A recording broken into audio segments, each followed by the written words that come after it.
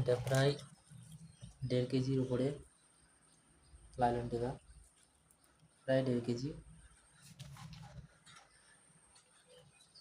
এটা প্রায় 600-700। এটা তো ছোটো, 200-300 হবে। এই যে কাতলা প্রায় 1 কেজি, 1 কেজি প্রায় 3টে আছে। আর এই যে 500-600 হবে। আর এই যে কটা পুঁটি মাছ, মৌলা মাছ সব দিয়ে ধরে নিয়ে এসেছি, সারা রাত জেগে মাছ।